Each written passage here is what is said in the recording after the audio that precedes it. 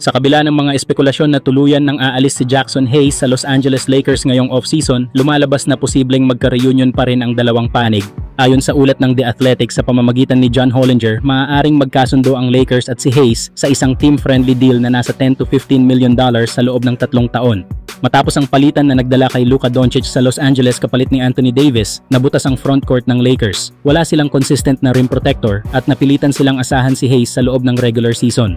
Sa 56 na laro, nagtala si Hayes ng 6.8 points, 4.8 rebounds at 1 assist kada laro sa 72.2% shooting.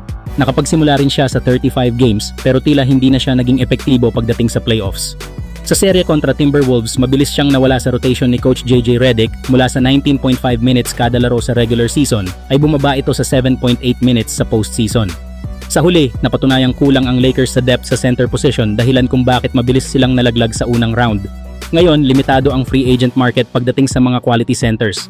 May mga trade targets ang Lakers tulad ni Nick Claxton at Daniel Gafford, pero kung maubusan ng opsyon at kulang sa cap space, posibleng si Hayes pa rin ang pinaka-practical na solusyon bilang backup big man. Ang tanong, sapat ba ang potensyal at edad ni Hayes na 25 years old pa lang para bigyan siya ng isa pang pagkakataon? Kung mananatiling mababa ang market value niya ngayong summer, maaari siyang maging abot-kayang piraso para sa Lakers na gustong buuin ang isang contender sa ilalim ng bagong leader na si Luka Doncic. Kayo mga idol, sa tingin nyo ba dapat pang i-resign ng Lakers si Jackson Hayes?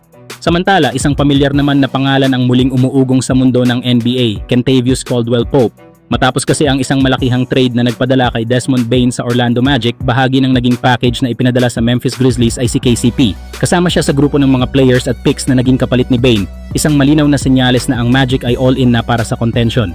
Pero sa kabilang banda, tila hindi swak si Caldwell-Pope sa direksyon ng Grizzlies na ngayon ay tila pumapasok sa soft rebuild mode. Dahil dito may malakas na posibilidad na i-trade siyang muli o maging buyout candidate upang makakuha ang Memphis ng mas murang assets. Bagamat bumaba ang kanyang production noong nakaraang season, na nagtala lamang siya ng 8.7 points at 2.2 rebounds per game, hindi pa rin matatawaran ang kanyang championship pedigree, defensive tenacity at clutch experience. At kung may isang team na pamilyar na sa kung gaano kahalaga si KCP sa winning culture, yan ang Los Angeles Lakers. Siya ang naging starting shooting guard noong 2020 championship run, kilala sa kanyang perimeter defense at off-ball movement, mga katangiang malaki ang maitutulong sa kasalukuyang Lakers roster. Maaari rin siyang makatulong sa koponan ni Luka Doncic. Sa isang super skilled playmaker na gaya ni Luka, ang mga 3-and-D role players tulad ni KCP ang perpektong kapartner. Hindi nangangailangan ng bola para makaapekto sa laro, pero handang sumalubong sa bawat pasa at tumira mula sa labas. Ganon din kay LeBron James, na sa edad na 40 ay kailangan na ng mga kakampi na maaasahan sa depensa at epektibo sa spot-up shooting. Dalawa sa mga pinakamagagaling na offensive engines sa liga ang sina LeBron at Luka, at isa si KCP sa mga player na likas na akma sa paligid nila.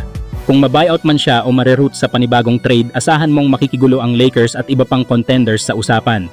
Kayo mga idol, sa tingin nyo ba magandang ideya na muling kunin ng Lakers si KCP? Mag-comment na sa baba at pag-usapan natin yan.